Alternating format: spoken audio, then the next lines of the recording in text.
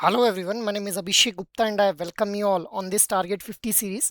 जहां पे हम लोग आरबीडब्ल्यूएम कंपोनेंट के जो मोस्ट इंपॉर्टेंट टॉपिक्स हैं उनको कवर अप करने की कोशिश कर रहे हैं, सो दैट आप लोग एटलीस्ट अपने 50 मार्क्स इंश्योर कर पाएं इन दिस आरबीडब्ल्यूएम कंपोनेंट भी। अब जब भी इस सीरीज के अंदर हम लोग डिस्कशन करते हैं तो सबसे पहले टॉपिक को डिस्कस कर लिया जाता है। आफ्टर डिस्कसिंग द टॉपिक हम लोग उस सेशन को समराइज करते हैं with the help of infographic, और लास्ट में हम लोग फिर एमसीक्यूज भी डिस्कस करते हैं रिगार्डिंग द पर्टिकुलर टॉपिक भी। अब आज की सेशन के अंदर हम लोग बात करने वाले हैं classification of irregular loan accounts के बारे में guys. But before moving ahead I just want to let you know guys कि भाई अगर आप लोग किसी करनी पड़े और मैक्सिमम रिटर्न आप लोग फैच कर पाएं तो आप लोगों की जो तलाश है वो खत्म होती है अभी, बिकॉज एडुटैप के द्वारा आप लोगों के लिए 2 डे डेमो कोर्स लॉन्च किया गया है फॉर जस्ट ₹1 गाइज। जहां पे हमारा जो मास्टर कोर्स है उसका आप लोगों को कंप्लीट एक्सेस प्रोवाइड किया जाएगा फॉर 2 डेज, सो दैट आप लोग एक आइडिया जो है वो ले पाएं कि किस तरह से जो कंटेंट है वो हमारे मास्टर कोर्स के अंदर कवर अप किया गया है गाइज। ठीक है, सो you can have a look on this particular course by visiting the एडुटैप website guys. ठीक है, आफ्टर दैट अब हम लोग आते हैं आज के सेशन के ऊपर। अब देखिए आज के सेशन में हम लोग बात करने वाले हैं classification of irregular loan accounts के बारे में गाइज। तो हम लोग जानते हैं कि बैंक्स के द्वारा अलग अलग तरह के जो लोन्स हैं वो डिस्ट्रीब्यूट किए जाते हैं अपने कस्टमर्स को।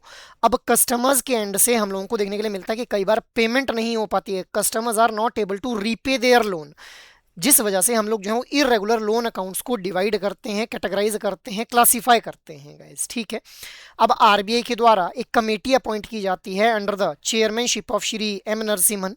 ठीक है, इस कमेटी के द्वारा कुछ प्रूडेंशियल नॉर्म्स जो है इंट्रोड्यूस किए जाते हैं फॉर इनकम रिकॉग्निशन के, किस तरह से जो इनकम है उसको रिकॉग्नाइज किया जाएगा, how the assets will be classified, मतलब जो लोन अकाउंट्स में हम लोगों को जो है वो डिफॉल्ट अगर देखने के लिए मिल रहा है तो how those loan accounts will be classified. Next is provisioning के बारे में इन्होंने कुछ प्रूडेंशियल नॉर्म्स दिए, तो एक एक करके हम लोग जो है वो इन सभी को डिस्कस कर लेते हैं अभी। सबसे पहले हम लोग बात करेंगे इनकम रिकॉग्निशन के बारे में गाइस। अब इनकम रिकॉग्निशन को समझने से पहले आप लोगों को ये समझना पड़ेगा कि भाई नॉन परफॉर्मिंग एसेट क्या होते हैं। तो हम लोग ऑलरेडी डिस्कस कर चुके हैं कि बैंक के द्वारा जब भी लोन या फिर एडवांसेस डिस्ट्रीब्यूट किए जाते हैं तो वहाँ पे जो लोन और एडवांसेस के थ्रू इनकम एक बैंक जनरेट कर पाता है, जिस वजह से हम लोग जो है इन लोन और एडवांसेस को एसेट्स बोल देते हैं एक रिटेल बैंक के लिए भी। अब जब यहां से इनकम आना बंद हो जाएगी तो इन्हीं को क्या बोल दिया जाएगा, नॉन परफॉर्मिंग एसेट बोल दिया जाएगा अभी। So these occurs when a retail asset stop generating income for the bank guys. ठीक है, अब what is the criteria for declaring any asset as a non performing asset. तो अगर हम लोग टर्म लोन की बात करें तो टर्म लोन के केस में जो इंटरेस्ट या फिर प्रिंसिपल अमाउंट है वो अगर ओवरड्यू रहता है फॉर मोर देन 90 डेज तो हम लोग उसको क्या बोल देंगे, नॉन परफॉर्मिंग एसेट बोल देंगे गाइज। नेक्स्ट इज ओवरड्राफ्ट या फिर कैश क्रेडिट, जिसको हम लोग ओडी या फिर सीसी बोल देते हैं। तो अगर इस तरह की ये जो अकाउंट्स हैं ये आउट ऑफ ऑर्डर रहते हैं फॉर मोर देन 90 डेज तो इसको भी हम लोग किस कैटेगरी में डाल देंगे, नॉन परफॉर्मिंग एसेट की कैटेगरी में डाल देंगे guys. Next is criteria for bill purchased and discounted bills. तो बिल्स के केस में जो बिल्स हैं अगर वो ओवरड्यू रहते हैं for more than 90 days then those will also become the part of non performing asset भाई। आफ्टर दैट अब हम लोग आते हैं रिकॉग्निशन के ऊपर। तो देखिए income from a non performing asset is recognised when it is received not on the accrual basis. मतलब होता क्या है कि बैंक के द्वारा अपने बुक ऑफ अकाउंट्स के अंदर जो इंटरेस्ट की फॉर्म में इनकम आने वाली है उसको भी जो है वो एंटर कर दिया जाता है, बट जब एक एसेट को नॉन परफॉर्मिंग एसेट डिक्लेयर कर दिया गया तो फिर जो पेमेंट वहां पे होगी उसी पेमेंट को वहां पे जो है वो रिकॉग्नाइज किया जाएगा।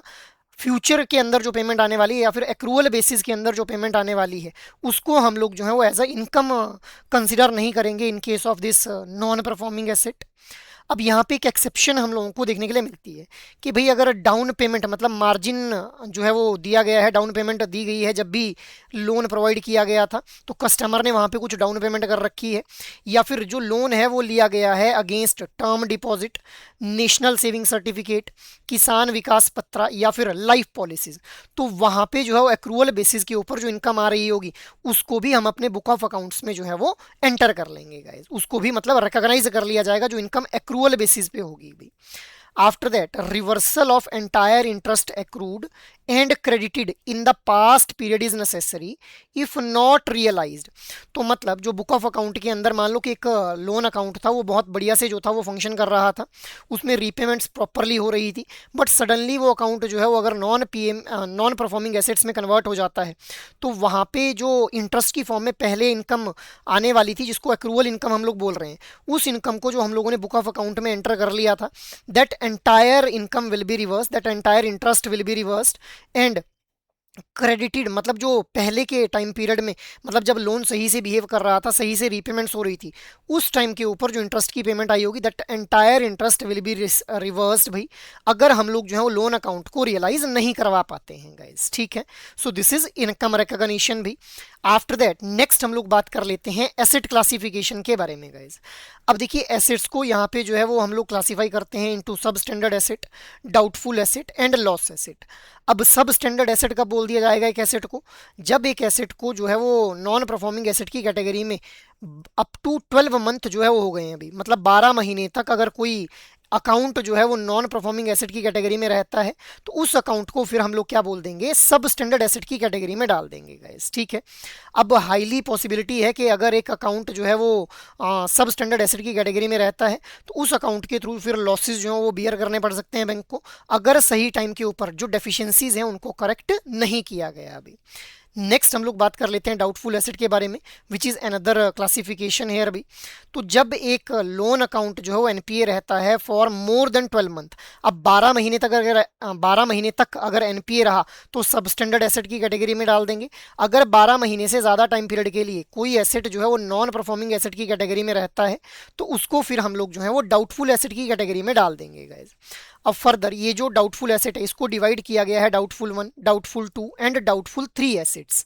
अब डाउटफुल 1 एसेट हम लोग किस एसेट को बोल देंगे? जब एक एसेट जो है वो डाउटफुल एसेट की कैटेगरी में रहेगा अप टू 12 मंथ गाइस। अगर एक एसेट डाउटफुल एसेट की कैटेगरी में रहेगा from 12 month up to 3 years, तो फिर हम लोग जो है उस एसेट को क्या बोल देंगे? डाउटफुल 2 एसेट की कैटेगरी में डाल देंगे गाइस। और अगर कोई एसेट डाउटफुल एसेट की कैटेगरी में रहता है for over 3 years, more than 3 years, तो फिर हम लोग जो है उसको डाउटफुल 3 एसेट की कैटेगरी में डाल देंगे guys. I hope this doubtful asset is clear to you all भी। आफ्टर दैट नेक्स्ट हम लोग बात कर लेते हैं लॉस एसेट के बारे में गाइज। अब देखिए लॉस एसेट कब बोल दिया जाएगा एक एसेट को? जब एक एसेट जो अनकलेक्टेबल हम लोगों को देखने के लिए मिलेगा and it is of the minimal value as a bankable asset, मतलब बैंक के लिए जो एसेट है उसकी एक मिनिमल वैल्यू अब अगर इस लोन अकाउंट की रह जाती है, तो उसको हम लोग क्या बोल देंगे? लॉस एसेट बोल देंगे गाइज। अब अगर हम लोगों को जो सिक्योरिटी के तौर पे, जैसे मान लो लोन दिया गया है, लोन के अगेंस्ट कुछ ना कुछ सिक्योरिटी जो बैंक ने जरूर ली होगी, तो अगर उस सिक्योरिटी की वैल्यू के अंदर हम लोगों को सिग्निफिकेंट इरोजन देखने के लिए मिलता है, मतलब उस सिक्योरिटी की वैल्यू अगर लेस देन 50% हम लोगों को देखने के लिए मिलती है, तो उस केस में जो एसेट है उसको हम लोग स्ट्रेट अवे क्लासीफाई कर देंगे as a doubtful asset guys. ठीक है, इसके अलावा अगर हमारा जो आउटस्टैंडिंग अमाउंट है, ठीक है, हमारे आउटस्टैंडिंग अमाउंट का जो 10% हम लोगों को देखने के लिए मिल रहा है, अगर सिक्योरिटी की वैल्यू उस आउटस्टैंडिंग अमाउंट के 10% से भी कम रह गई है, उस केस में entire security will be ignored और जो एसेट है उसको हम लोग लॉस एसेट बोल देंगे गाइस। ठीक है, तो ये हम लोगों ने देखा सब standard assets, doubtful assets and loss assets के बारे में भी। आफ्टर दैट नेक्स्ट यहाँ पे जो प्रूडेंशियल नॉर्म्स लाए गए दोज वर रिगार्डिंग प्रोविजनिंग भाई। अब प्रोविजनिंग का मतलब क्या है? देखिए बैंक जब भी लोन या एडवांसेस डिस्ट्रीब्यूट करता है, तो देयर आर हाई चांसेस की जो लोन है या फिर एडवांसेस हैं उनके केस में डिफॉल्ट जो बैंक को देखने के लिए मिले, तो जो पोटेंशियल रिस्क राइज हो सकता है उन डिफॉल्ट्स की वजह से, उसको कवर अप करने के लिए जो है कुछ फंड को सेट असाइड कर दिया जाता है या फिर रिजर्व करके रख दिया जाता है to cover the potential losses और risk associated with certain assets भाई। अब प्रोविजनिंग जो हम लोग करते हैं वो हम लोग अलग अलग कैटेगरी के एसेट्स के लिए अलग अलग तरह से करते हैं। जैसे लॉस एसेट की अगर हम लोग बात करें, तो वैसे तो ये जो लॉस एसेट्स हैं these should be return of from the book of accounts, but अगर किसी कारण से इनको बुक ऑफ अकाउंट के ऊपर रखा जाता है, तो उस केस में 100% ऑफ द आउटस्टैंडिंग जो अमाउंट है उसके लिए हम लोगों को प्रोविजनिंग करनी पड़ेगी। नेक्स्ट इज डाउटफुल एसेट भी। अब डाउटफुल एसेट के केस में हम लोगों को 100% प्रोविजनिंग करने पड़ेगी for the extent not covered by the realisable value of security. अब मान लो कि जो आउटस्टैंडिंग अमाउंट है वो हम लोगों को 50 लाख रुपए देखने के लिए मिल रहा है, ठीक है, 50 लाख रुपए जो है वो हम लोगों को आउटस्टैंडिंग अमाउंट देखने के लिए मिल रहा है। अब जो सिक्योरिटी के तौर पे एसेट लिया गया है उसके थ्रू जो है वो बैंक सिर्फ 30 लाख रुपीज जो है वो कवर अप कर सकता है गाइस, ठीक है। 30 lakh rupees can be covered up. तो जो रिमेनिंग अमाउंट है, ठीक है, पहले तो यहाँ पे जो रिमेनिंग अमाउंट है 20 लाख रुपीज, उसके लिए तो 100% प्रोविजनिंग बैंक को करनी पड़ेगी।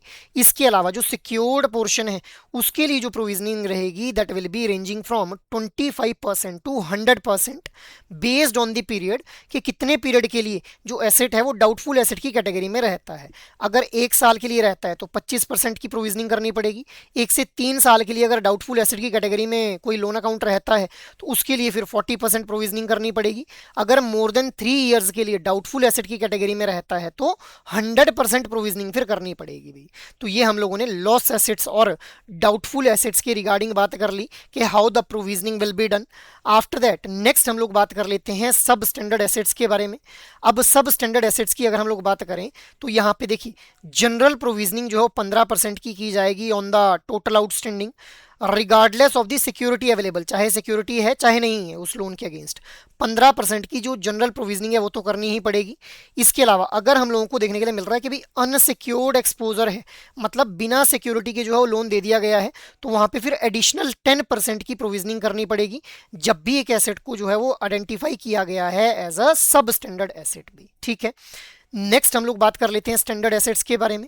अब ये जो स्टैंडर्ड एसेट्स हैं यहाँ पे जो जनरल प्रोविजनिंग रहती है वो बेस्ड होती है on the type of portfolio भी। जैसे फार्म क्रेडिट और जो स्मॉल मीडियम एंटरप्राइजेज हैं उनके केस में 0.25% की प्रोविजनिंग करनी रहती है। कॉमर्शियल रियल एस्टेट के केस में 1% की जो प्रोविजनिंग है वो करनी पड़ेगी। Commercial real estate residential housing के केस में 0.75% की प्रोविजनिंग करनी पड़ेगी। ऐसे हाउसिंग लोन जो कि 7 जून 2017 के बाद सेंक्शन हुए हैं उनके केस में 0.25% की प्रोविजनिंग करनी पड़ेगी भी। और बाकी जो अदर लोन्स रहते हैं इनके अलावा उनके केस में 0.4% की जो प्रोविजनिंग है वो करनी पड़ेगी गाइस, ठीक है। तो ये हम लोगों ने प्रोविजनिंग के बारे में बात कर ली। आफ्टर दैट अब हम लोग जो इस सेशन को समराइज कर लेते हैं। तो देखिए सबसे पहले हम लोगों ने आज इरेगुलर लोन अकाउंट्स के बारे में समझा कि भाई एक कमेटी अपॉइंट की गई under chairmanship of Shri M Narasimhan, जिन्होंने जो था वो प्रूडेंशियल नॉर्म्स दिए regarding income recognition, asset classification and provisioning guys, ठीक है। तो हम लोगों ने इनकम रिकॉग्निशन को डिटेल में डिस्कस किया, एसेट क्लासिफिकेशन को समझा और प्रोविजनिंग के बारे में बात की कि how the provisioning is done for different category of assets guys, ठीक है। After that, now there is a question in front of you. Consider the following statements regarding income recognition and non-performing asset. Statement first क्या बोल रही है? For term loan, an account becomes an NPA if the interest or principal remains overdue for more than 90 days. In an overdraft or cash credit account, an account is treated as NPA when it remains out of order for more than 90 days. Income on an NPA should be recognized on an accrual basis until the loan is classified as doubtful asset. Interest already accrued and credited to income should be reversed if it is not actually realized guys, ठीक है। So which of the above statements are correct? Options are 1, 2 and 4 only, 1 and 3 only, 2, 3 and 4 only, 1, 2, 3 and 4 bhai. What should be the right answer? The right answer will be option number A, that is 1, 2 and 4 only. So third statement यहाँ पे गलत हो जाती है, that is income on NPA should be recognized on an accrual basis। नहीं भी accrual basis के ऊपर जो है वो इसको हम लोग रिकॉग्नाइज नहीं करते हैं। इनकम जो भी एनपीए के थ्रू आती है जो एक्चुअल में पेमेंट हो रही है उसी को जो है वो इनकम रिकॉग्नाइज किया जाएगा guys. So option number A will be the right one. Next is consider the following statements regarding asset classification. Your statements are a substandard asset is an NPA for a period not exceeding 12 months. A doubtful asset is an account that has remained in the substandard category for more than 12 months. A loss asset is one that is considered uncollectible and of little or no value as a bankable asset. If the realizable value of security is less than 10% of the outstanding amount, the asset may be classified as loss asset. So which of the above statements are correct? Your options are 1 and 2 only, 1, 2 and 3 only, 2, 3 and 4 only, 1, 2, 3 and 4 bhai. What should be the right answer? The right answer will be option number D. चारों की चारों ये जो statements हैं ये हम लोगों को सही देखने के लिए मिल रही हैं। So option number D will be the right one here. Next question is consider the following statements regarding provisioning norms. पहली स्टेटमेंट क्या बोल रही है कि a loss asset should ordinarily be return of if retained in the books 100% provisioning is required. For unsecured portion of doubtful asset, bank are required to make 100% provision. A substandard asset attract a general provision of 15% on the total outstanding amount irrespective of the available security. An additional 10% provision is required for unsecured exposure identified as a substandard asset. So which of the above statements are correct here? Options are 1, 2 and 3 only, 2, 3 and 4 only, 1, 2, 3 and 4 only, या फिर 1 and 4 only भी. What should be the right answer? The right answer will be option number C only. That is चारों की चारों ये जो statements हैं ये हम लोगों को बिल्कुल सही देखने के लिए मिल रही हैं अभी. तो ये हम लोगों ने डिस्कशन कर लिया regarding classification of irregular loan accounts भी. इसके अलावा अगर आप लोग चाहते हैं कि आप लोगों को JIB एग्जाम के रिगार्डिंग जो किसी भी तरह की गाइडेंस चाहिए तो आप लोग एडुटैप की वेबसाइट के ऊपर विजिट कर सकते हैं. यहाँ पे आप लोगों को पहले तो ये 2 डे डेमो कोर्स देखने के लिए मिलेगा फॉर जस्ट ₹1. अगर आप लोग जो है वो इस 2 डे डेमो कोर्स को देखने के बाद आप लोगों को ये लगता है कि मास्टर कोर्स का कंप्लीट एक्सेस आप लोगों को चाहिए तो आप लोगों ने यहाँ पे स्क्रॉल डाउन करना है. पहले तो देखिए एडुटैप की वेबसाइट के ऊपर जब भी आप लोग विजिट करेंगे तो कोर्सेज नाम का ये टैब देखने के लिए मिलेगा. यहाँ जाते ही JIB कोर्सेज के ऊपर क्लिक कर लेंगे. उसके बाद जब आप लोग स्क्रॉल डाउन करेंगे तो यहाँ पे JIB कंप्लीट मास्टर कोर्स आपको देखने के लिए मिलेगा जिसके अंदर चारों कंपोनेंट्स की एक कॉम्प्रिहेंसिव प्रिपरेशन आप लोगों को करवाई जाएगी with the help of concept classes जो कि 15 से 20 मिनट की रहने वाली हैं और रिकॉर्डेड फॉर्म में रहने वाली हैं. इसके अलावा एग्जाम से ठीक पहले आप लोगों को लाइव क्लासेस का एक्सेस भी प्रोवाइड किया जाएगा. रिवीजन पर्पज के लिए कंसेप्ट नोट्स प्रोवाइड किए जाएंगे. आप लोग कंटेंट को प्रैक्टिस अच्छे से कर पाएं इसके लिए आप लोगों को chapter wise mock test, full length mock test और सॉल्व्ड प्रीवियस ईयर क्वेश्चंस भी प्रोवाइड किए जाएंगे. So it can be a one stop solution अगर आप लोग JIB एग्जाम की एक कॉम्प्रिहेंसिव प्रिपरेशन करना चाहते हैं अभी. और अगर आप लोग चाहते हैं कि ये जो मास्टर कोर्स है इसका आप लोगों को एक्सेस चाहिए फॉर इंडिविजुअल कंपोनेंट्स तो यहीं पे देखिए I&IFS, PPB, AFM और RBWM चारों कंपोनेंट्स के आप लोगों को इंडिविजुअल मास्टर कोर्सेज भी देखने के लिए मिल जाएंगे. तो आप लोग इन इंडिविजुअल मास्टर कोर्सेज में भी खुद को एनरोल कर सकते हैं. और अगर आप लोगों को लगता है कि भी आप लोगों को मोस्ट इंपॉर्टेंट टॉपिक्स को टारगेट करते हुए इस JIB एग्जाम की प्रिपरेशन करनी है तो सिंपली खुद को एनरोल करने इन लाइव क्रैश कोर्स बैच 3 जहाँ पे 120 आवर्स की ड्यूरेशन के अंदर चारों कंपोनेंट्स की जो मोस्ट इंपॉर्टेंट टॉपिक्स हैं वो आप लोगों को कवर करवाए जाएंगे with the help of live classes. Revision purpose के लिए कंसेप्ट नोट्स दिए जाएंगे. आप लोग कंटेंट को अच्छे से प्रैक्टिस कर पाएं इसके लिए आप लोगों को जो है वो chapter wise mock test, full length mock test और सॉल्व्ड प्रीवियस ईयर क्वेश्चंस भी प्रोवाइड किए जाएंगे. So you can refer this particular course अगर आप लोग मोस्ट इंपॉर्टेंट टॉपिक्स को टारगेट करते हुए इस JIB एग्जाम की प्रिपरेशन करना चाहते हैं भी.